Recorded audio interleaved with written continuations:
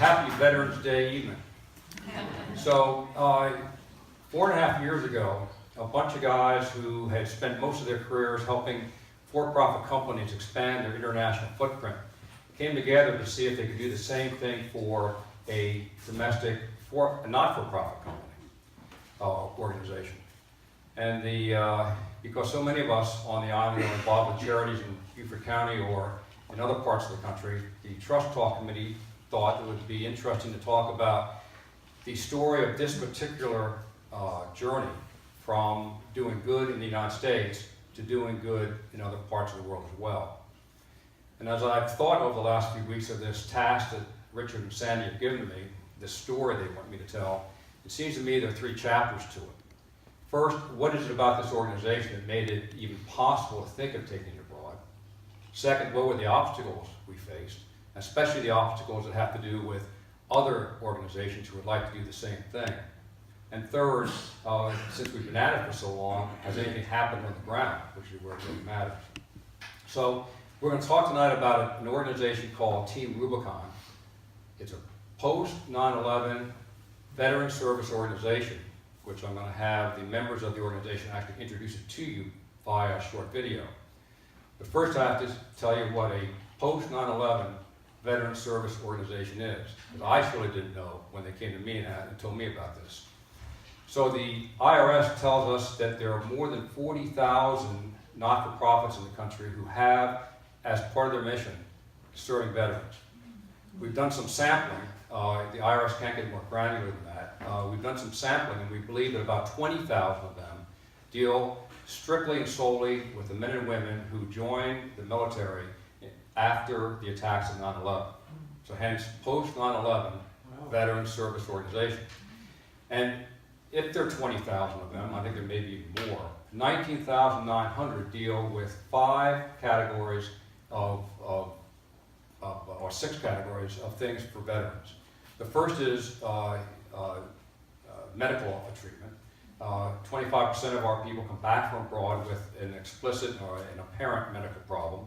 But the other categories are family assistance, housing, education, personal health, and jobs. And those are obvious categories to help our veterans, and it's a sign of a grateful nation that we have literally 20,000 organizations working to do that. But this is also probably the cohort that is the most studied of any veterans group I know.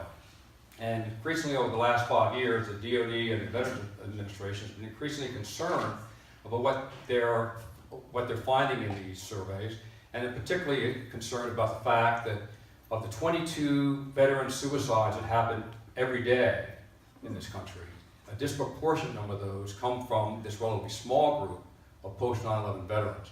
And so these surveys are taken very seriously. And one of the needs, a couple of needs that are identified that weren't obvious. One was that over the last 10 years, every single year, more than 90% of the veterans surveyed say what they really want to do is to continue to serve in some capacity. It didn't mean go back abroad, didn't mean to be in the reserves, but they wanted to use their skills they developed for some other purpose. And so there's a 7th class of VSOs, of which this organization is one, that seeks to serve veterans by allowing them to continue to serve others, and in this case, repurposing their skills for disaster relief. So I'd like to have the veterans themselves in this organization tell you about what they do. These are the stories of people. Drop it, Mr. Amalu. Dr. Amalu. That against all odds became champions of humanity. The few helping the many. This is the story of an organization that changes the way we think about helping others. Every person you see, you want to stop and help them. We rolled into Port-au-Prince 4.5 days after the earthquake, and we were riding in the backs of pickup trucks from the border. We just saw an opportunity to take the most elite U.S. veterans, pair them up with the best medical professionals, and send them into these devastated disaster zones around the world. And they were all coming back and saying the same thing. I never thought I'd feel this way again. And so we launched our domestic program, and we boldly proclaimed that we want to become the best disaster response organization in the world. We deploy military veterans and first responders domestically and around the world to help people on their worst day. With some of the larger disaster relief organizations, they are incredible at what they do, but they've reached such a size that rapid response is no longer part of their wheelhouse.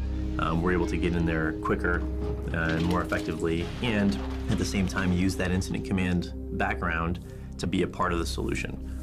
I think it's pretty common for veterans to feel like they have a hard time coming back to civilian life. It's not just an emotional situation, but there are physical changes that occur to your brain.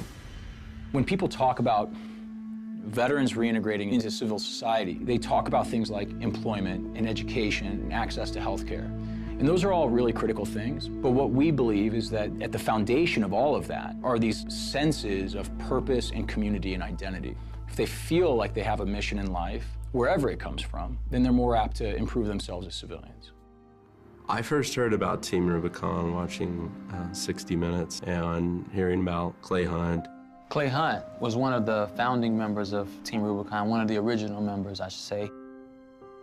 Clay really defined the veteran that we were trying to reach with our programs. He was an incredible human being and really was lacking a sense of purpose and community and identity after leaving the Marine Corps. Clay's loss of his battle with suicide was probably a second call to action. When you think about how the organization shifted post Clay's death, we've really taken a very deliberate turn to focusing on the veteran, focusing on the individual member. So here is a person I had never met, and yet his story had really resonated with me. He inspired me to join Team Rubicon. That was pretty exciting to have a task again, you have a purpose. At the end of the day, everybody's piled in a van, but we're all in this, and we share something in common. I was fortunate enough to get to go with Team Rubicon to the Philippines in response to Typhoon Haiyan. You're doing disaster response and you're doing your job, but there's still this kind of disconnect. It's almost like serving food through the plexiglass, you know, like you're gonna get great food, but there's no true connection between me and you. And a young couple brought in their daughter, or they said, "What's her name?" And the mom said, "Ella." And it just almost crushed me because as I was just tasked out to go and get this ambulance for this little girl,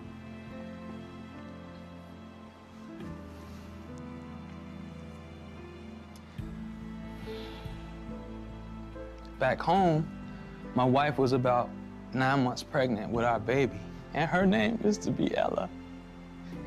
In that moment, the plexiglass was broken. It was just like, no, you're gonna get this ambulance as if it was your child. And it just showed me that it doesn't matter what our lot in life is, we all want the same thing. This man and this woman wanted their daughter to be well, and they deserved that. And I was honored to be the guy who could go and help participate in that process for somebody else, you know, it's awesome. Our attention to the disaster victims, personally, is just as profound as our attention to the physical damage. Again, it takes all type of people. We've got some big square-headed guys that just want to be running the equipment. We have wonderful, empathetic veteran members who know how to talk to these people and have dealt with this and done this for a very long time. So I think that's just as valuable. Not only are we helping the victims of the disaster, but we're also helping ourselves, realizing that we have skills that are valuable in many situations, not just in a military context. But more than anything, if you're with a group of people that actually care about you, you have a reason to live. You couldn't mass produce a Team Rubicon. It's grown into this amazing organization. It doesn't matter what your background is, doesn't matter what your sex is or your color is. We're dirty, we're all wearing gray t-shirts, and we're all getting the job done. And that's, for me, that represents the best part of America. So Team Rubicon was launched in the aftermath of the Haiti earthquake in 2010. We talked just for an hour just on this, but it started by the doctor in the middle, the tall man looking to find a way to get down to Port-au-Prince for him and his practice, talking to a recently released sergeant in the Marine Corps next to him, one of the co-founders of Team Rubicon, who got together a bunch of his Facebook buddies he had never met in person before. They all convened for the first time in Miami. And along the way, he figured out a way to get to Port-au-Prince because no one was getting in. It was so corrupt and so hard to do it. No one was getting into Port-au-Prince. He was able to work through his Jesuit contacts, and the Jesuits rounded up all the vehicles they could get their hands on, went to the border of the Dominican Republic, and these guys walked across the border, got on the trucks, and came to Haiti, the Port-au-Prince. For the most part, the deployments after that were abroad, small and large, one of the most important ones being Typhoon Haiyan in the Philippines, you just heard about. And I show this, reprise this picture for two reasons. First, this group tended to get into the disaster area very quickly. In this case, we were the second group. Of all the hundreds of groups that got into the Philippines, this was the second group that arrived, and well within 48 hours, which is our target. And I show this for two reasons. First, since you're in there so quickly, whatever caused the disaster is still at work. Aftershocks of an earthquake, or in this case, you can see the angry sky from the typhoon. It was highly unsettled weather. The second reason, in this unposed picture, you can see the expressions on these guys' faces. These are all combat veterans, and they're going in, once again, to situations of personal danger. The woman in the left front, Oliver on her shirt, she's a highly decorated Army combat medic. She's also married to John Oliver, the comic on HBO. And I understand that she's even more funny than he is, but clearly humor was not on her mind the moment she hit the Taliban airport. So for an organization whose business is disasters, there's no shortage of disasters. Now these bars are the sum of all the major natural disasters in a given year, and I've just eliminated the divisions between earthquakes and fires and whatever. And they rise, and since 2012 they've continued to rise. We also know from the United Nations that there are countries around the world where there are higher risks than others. And in this case, Southeast Asia is a particularly hard-hit place. But along the way, Hurricane Sandy came along, and the federal people who we worked with abroad suggested to FEMA that Team Rubicon could, in fact, because of the young legs and strong shoulders, be part of a different kind of response. We didn't have to worry about first aid, search and rescue, that kind of stuff, because we had our domestic responders here. But we did have to help, we thought, homeowners recover from the hurricane in ways that the insurance companies wouldn't reimburse them. But also, there was yet another skill that we found out that was of importance here, and it's called volunteer enlistment. Now, this is one of the things that Marines and Army soldiers are taught today. It was something that they didn't teach us much at Fort Benning, Georgia Infantry Basic in 1970. But it turns out in the Middle East, in these wars we've been fighting, volunteer enlistment is an extraordinarily important skill that these soldiers have. And so it turns out that people like us, 15,000 of them at a time, would show up on weekends to try to help, to volunteer our services for the people affected by the hurricane. And the local police and fire departments and FEMA had no idea how to work with all these people. So this group was tasked not just to go out in groups of 10 themselves, but to go out in pairs with 10 or 12 of us kind of people to do the hard work that was being requested, which is helping homeowners try to start recovering from the disaster that Hurricane Sandy was. So, does anyone know by any chance the name of this river? Chris will no doubt know. It's close. The Congaree, that's right. He did know. And so in the so-called 1,000-year event last year, we had 100 volunteers here. This is one of the groups at night, typically at night come together to have a debrief and then get assignments for the next day. We typically, again, on domestic responses, have large trailers of equipment given to us by Home Depot, Lowe's, Walmart, or wherever. But to describe more clearly what it is we do, in these situations. I want to turn it over again to someone else, in this case, our fellow citizen, Randy Mack. That night, I looked at the ground. The ground was dry, just wet, just raining. I fell asleep. And my cousin next door, he came driving down the yard, hitting the horn to try to wake me up. When I woke up and came outside, the water was up to the second step of that deck. I think on the 5th, we came back down here. And as soon as I stepped inside, you can hear the water. And everything was wet. It was like 8 inches. You can see the water line on my boards, about 8 inches up through the whole house. Called my insurance company. They came down here, and the adjuster did his estimates and said the whole house is total. There's nothing we can do with it. And then Team Rubicon came down and said, look, this is what we can do for you. We can come in your house. If you allow us to come in your house, we'll come in your house. We'll pack up everything. We'll get up all this carpet. We'll cut out the sheetrock. We'll get up on your house. We move all that stuff out, and we'll put it on the road. Whatever you want on the road, we put on the road. Whatever you want in the park, we put in the park. So I said, well, how much is it going to cost me? And the guy looked at me strange, like, dude, we're going to do this for free. Nobody does nothing for free. And this guy says, we're going to do this for you. And here they are. If it hadn't been for Team Rubicon, I'll lose my house. I want to say thank you to Team Rubicon and all the people who in their heart has goodwill in their heart to come out here and help me fix my house and save my house. There's no words that can express that.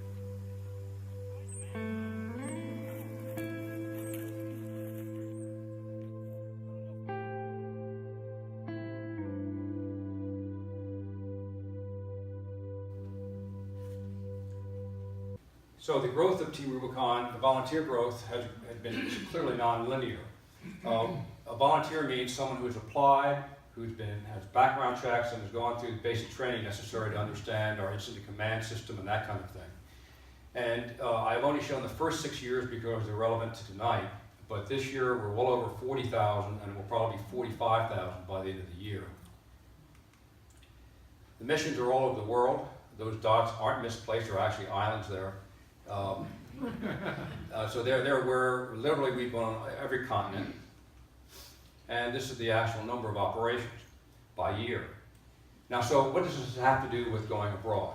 Well, starting way back in 2010, we started having people come from other countries, veterans come from other countries, to self-deploy with us. So they paid their way to wherever we were going, and were part of our teams.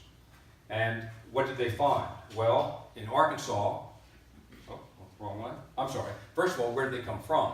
So just to remind you, the 50 countries that have fought with us in the Gulf Wars, in the Middle East Wars. And so hundreds of people came from these countries to join us in Team Rubicon USA assignments. And what did they find when they got to us?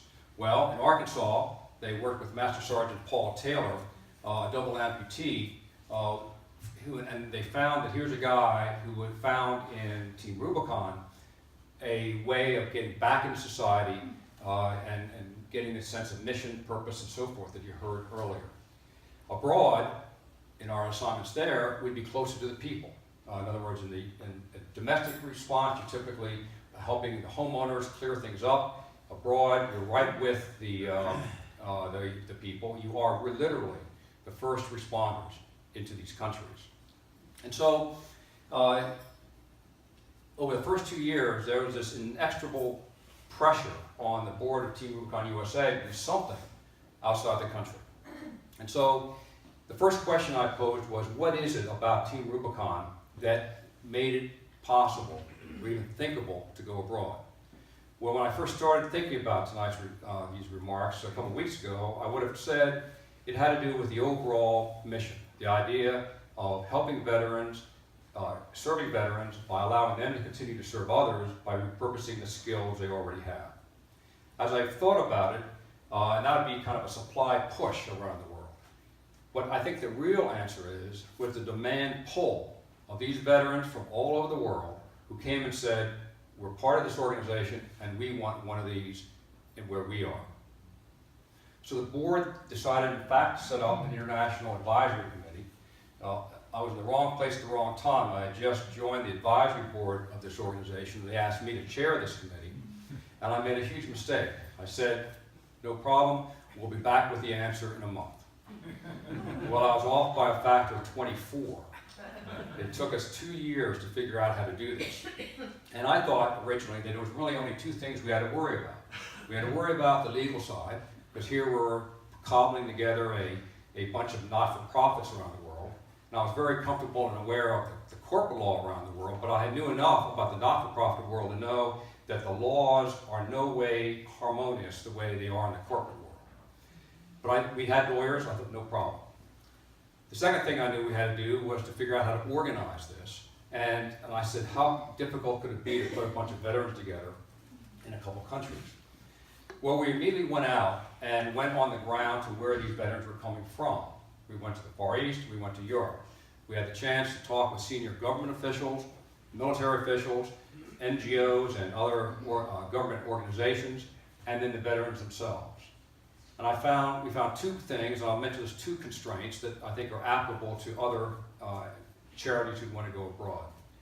The first is we had a USA problem. Now, I had hypothesized that if it was going to be a USA problem, it would be a made in the USA problem, in the sense of a US organization, a US-based organization. The idea came from the Americans, all this kind of stuff. But that wasn't the problem. It was an owned by the USA problem. And that was that we heard from government officials and the veterans themselves that they either could not or would not be a subsidiary of or a branch of a US organization. And that was a huge problem for the board of USA. There were a bunch of tech guys on the West Coast, and they just could not imagine what that meant. The second problem was we could license these people, give them the IP, give them the name and all that kind of stuff. Well, that might work if in fact all we were talking about doing was to have a group operate within their own borders. UK, operate the UK, US, Australia. But the problem was the whole point of this was to go international with our veterans and work together. So since we're putting these men and women back into harm's way, they had to understand our incident control systems, our technology, and so forth. They could not just be random events around the world coming together and hoping that that was a safe way of doing things. And so we realized that beyond organization, beyond legal, we needed a really healthy dose of innovation.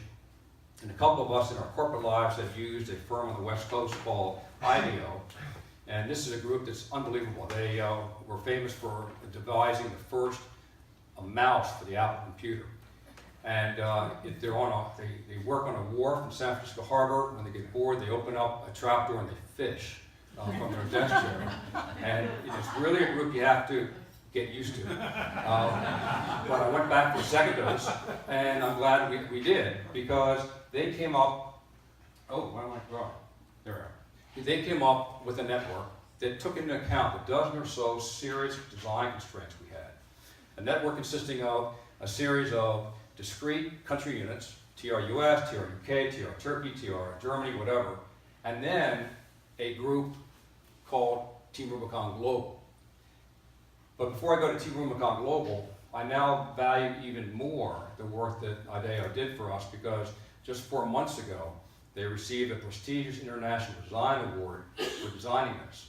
So in fact, it was harder, or maybe as hard or harder than I originally thought.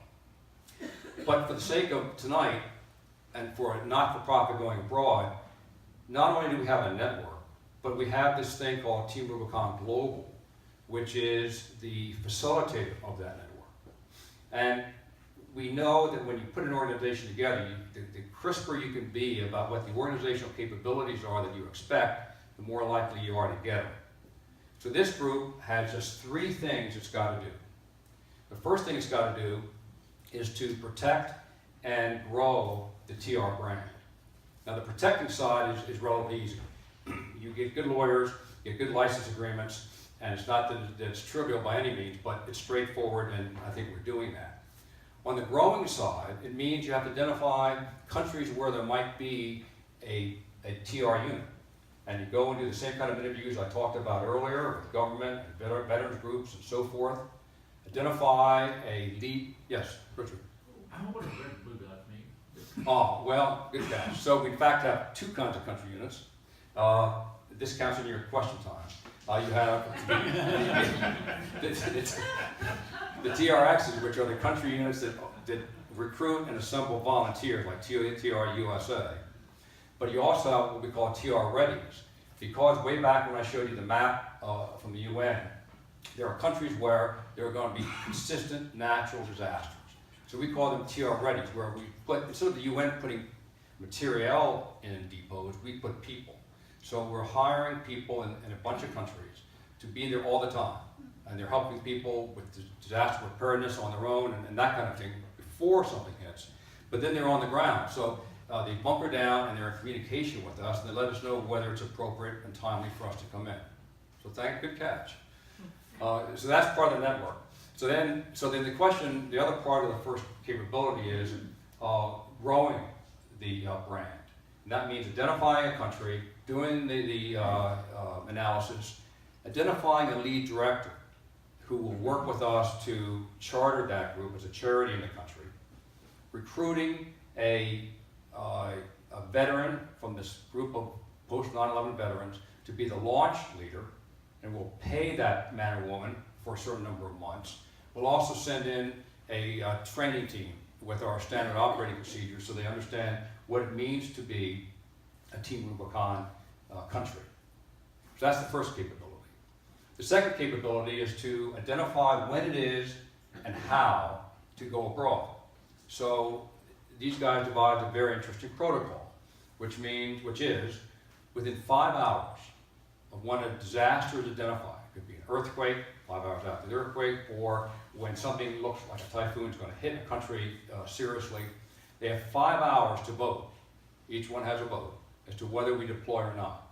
And if they say yes, then the people on Team Rubicon Global identify who takes the lead, who's in support, and so forth. The other thing we have to do is to support that deployment. And so we have a number of, this is a partial list of global partners, people who are offering their services to us pro bono, ranging from people who help us with messaging and communication, to strategy, to Airlink, which is a consortium of international airlines to get us to a disaster free, no cost, I should say. In the United States, we have Southwest Airways, that gives us 600 round trips a year, and all the way to organizations that have the world's best technology for the kinds of things we do in deployment. And all these technologies and all these services are licensed to us at no cost, and we pass that on to the TRXs. So that's the second capability. The third capability, we learned the hard way, we need to provide top cover to our country units. And top cover is a military term which is best explained by an example. So now we're back in the Philippines after Typhoon Haiyan. We get there, second group on the ground, get there within 48 hours. The assignment we're given, we only go to places where we are invited in.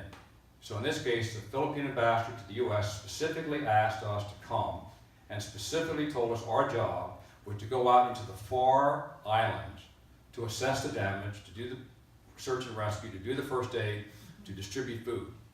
And to do that, obviously we weren't going to swim. So they gave us a fleet of Ospreys from the Philippine Marine Corps. That was fine. 5 days we were doing the stuff. The sixth day, USAID shows up. And USAID was the agency designated by the United Nations to lead the recovery effort. And our guys get to the tarmac, and the loadmaster had crossed off all the names of the TR people. Now, okay, so that means, and he said, I don't know who you guys are, I know you somehow work with the Philippine government, but I need these aircraft. And fair enough, I mean, you guys are in charge, but the problem is, we had 100 guys out on the islands, and the only way to resupply them, much less get them back, was with these aircraft. And so the commander on the ground, the TR commander on the ground, called LA, where the headquarters is, and that guy was smart enough to think maybe another member of the advisory committee, David Petraeus, may have gotten to know the head of USAID while he was head of the CIA.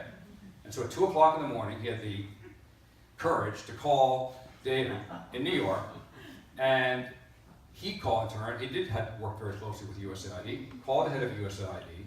At 4 o'clock a.m. Washington time, our guys were back on the manifest and now in the air.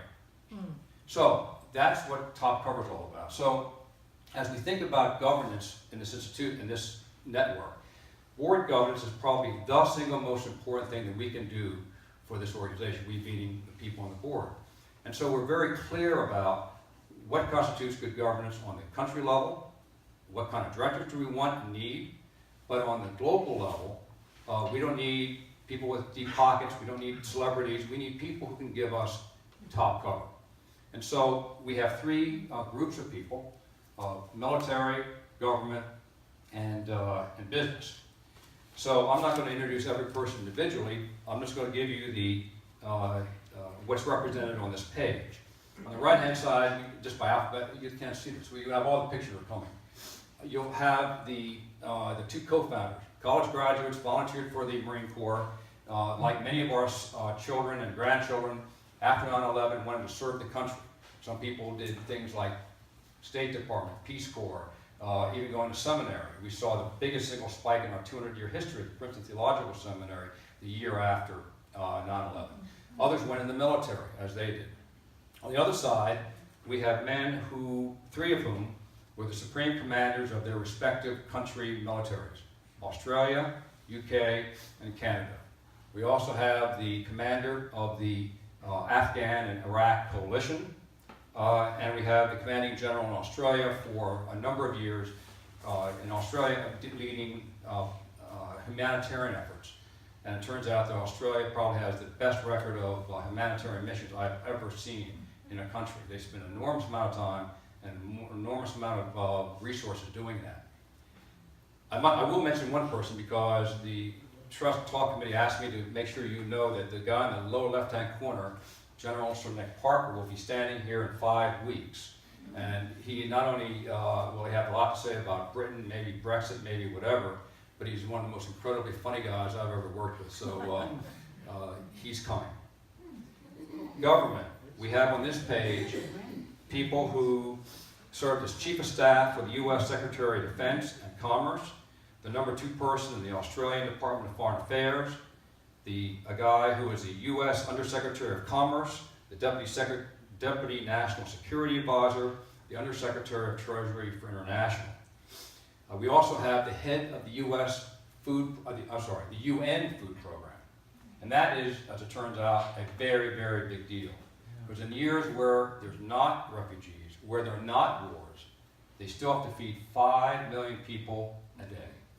And she put together a brand new supply chain, including boats, and planes, and so forth, to supply this food.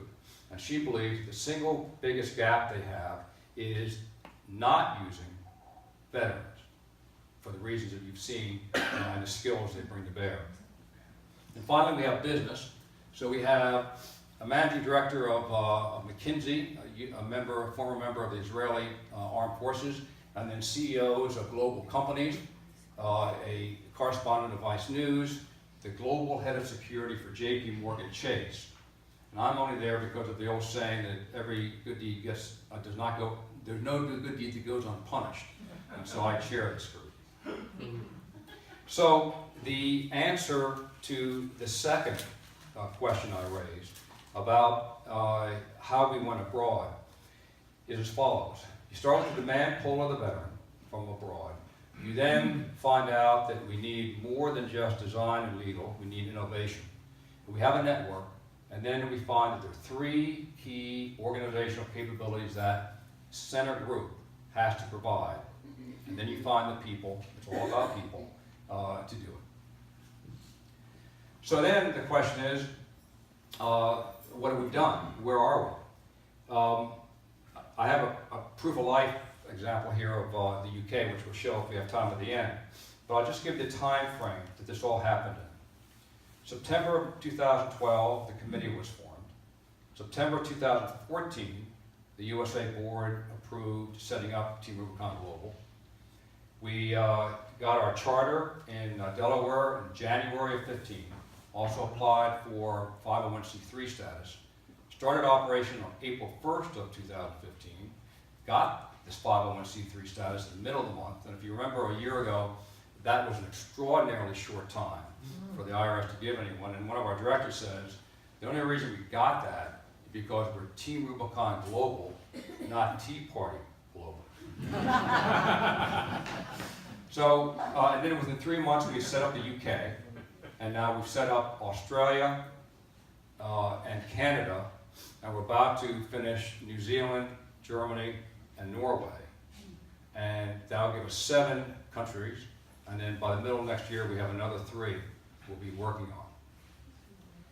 But they're the numerical targets.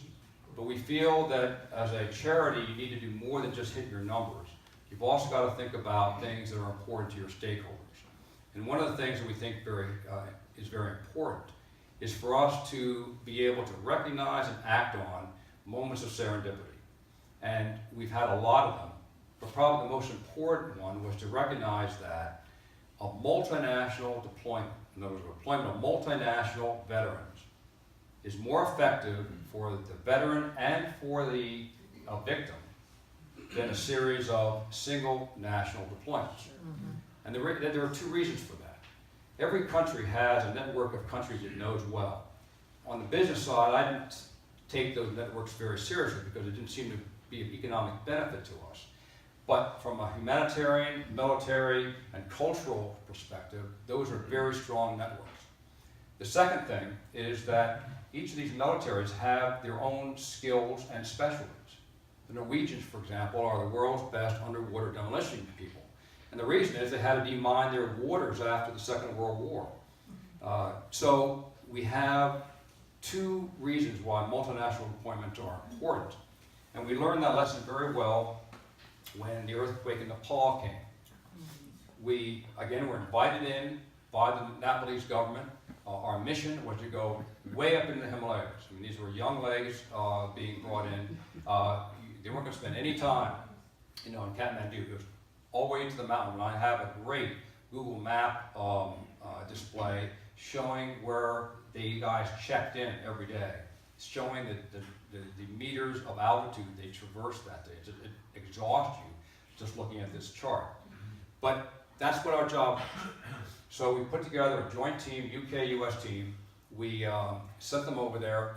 They arrived at Kathmandu Airport, and they found out that all of the aid groups who had arrived were being held in the airport area by the military. The same government, but the military of that government. And it turned out we had with us, totally serendipitously, 6 Gurkhas. Now, I don't know if you remember your 19th century English history, but the Gurkhas were the fierce fighters against the British between Nepal and India. Within 25 years, they'd actually become part of the British Army. And in all the 2 centuries since, there's been at least 1 regiment of Gurkha fighters in the British Army. To this day, there are recruiting stations in Nepal for people to be brought into the army. So these guys get there, and they see not only their countrymen, but their countrymen in arms, preventing aid people from getting into their country. And I don't know what happened, and I was told I will never know what happened, but within 4 hours, our guys were gone. We were on the way to the mountains. So there's an example of where the multinational deployment with the relation to a country with a disaster was extremely important. The second thing we look at, and by the way, that got us then up into the mountains doing this easy stuff that they asked us to do. Wow. So the second thing that we focus on, because we are a veteran service organization, is the quality of the experience for the veteran, him or herself. And we do extensive after-action reviews of every assignment, and every single time it is the contact with people, and particularly the contact with kids. It doesn't matter what country, doesn't matter which of our groups go in, it's always the kids. So that's important to us. The second thing is that we also are concerned about the veteran themselves. And we're told by psychiatrists that putting people back in these kind of situations, which many of our people have said feel like Fallujah, except without people shooting at you, are what could be called trigger events. That's to say, just being there could trigger the very psychological and mental issues that we want to avoid with our veterans. And so in all Class 1 disasters that we send our people to, we have a psychiatrist or a trained clinician to make sure the man or the woman comes back as healthy as they go. And the third thing that we think about is something called conversation. Every defense minister we've spoken to around the world has asked us if we could contribute to the effort to expand the definition of what a veteran is. So what does that mean? Well, as I said at the beginning, 20,000 veteran service organizations in this country are working with our vets, but the vets are, in that situation, a charity. We're doing something for the vets. The vets need something. Well, these defense ministers are very keen, and the veterans are very keen, to expand the notion of what is a vet from being a needy person to include, not to exclude that by any means, but to include the fact that a veteran is an asset to society. And so we work with individuals and organizations within these countries, like this guy here. The people experienced with the British royal family will know that on the last image and this image, the red bearded guy is Prince Harry. And he earned his gray shirt for a week of hard work up in Nepal. And we're working very closely with him and his organizations in the UK. And it's important to us because he is probably the single most highly recognized veteran, post 9/11 veteran in the world. He served 2 distinguished tours in the Middle East. So the whole idea is to expand the conversation. So we've been on the cover of 2 Time magazine issues. We've been in countless, not by now because of the domestic work, countless city and county papers talking about the tornadoes and wildfires and so forth that we fight. But in the UK, this was rather new stuff. I was told that it's been a long time since a specific veterans group was named by name in the papers. And the first crack was Nepal. And then last winter, we responded to a bunch of floods in the Northeast. And that was particularly interesting because it was very much like Sandy.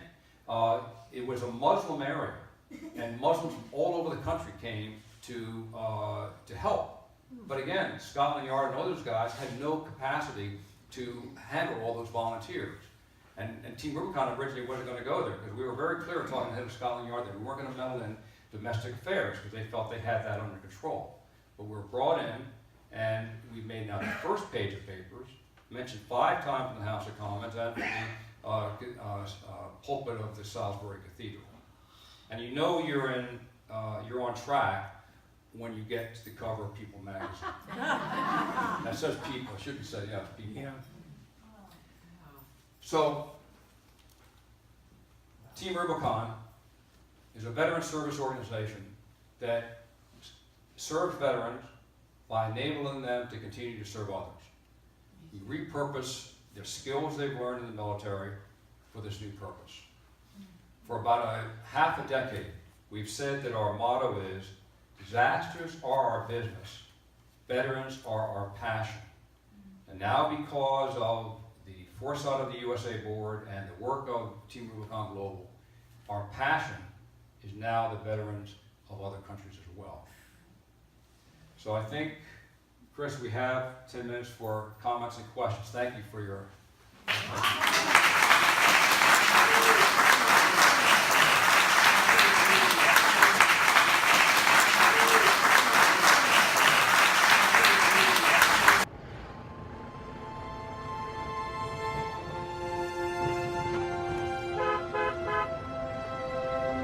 I spent 23 and a half years in the Royal Army Medical Corps.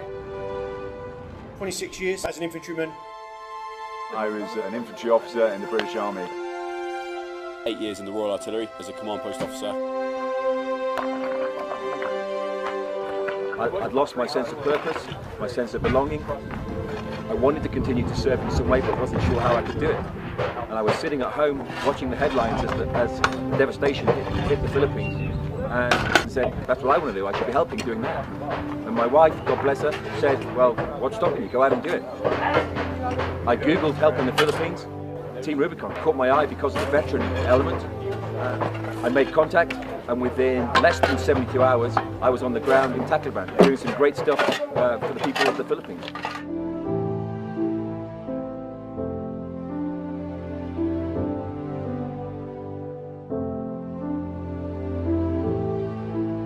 So the UK is very similar to the US. We've got a lot of veterans. They need the same sort of care as the veterans in the US. And once you get out, even though you're raring to get out, once you make that transition, you feel that something's missing in your life. You need that boost. You need someone else to look at you and think, he can still do something.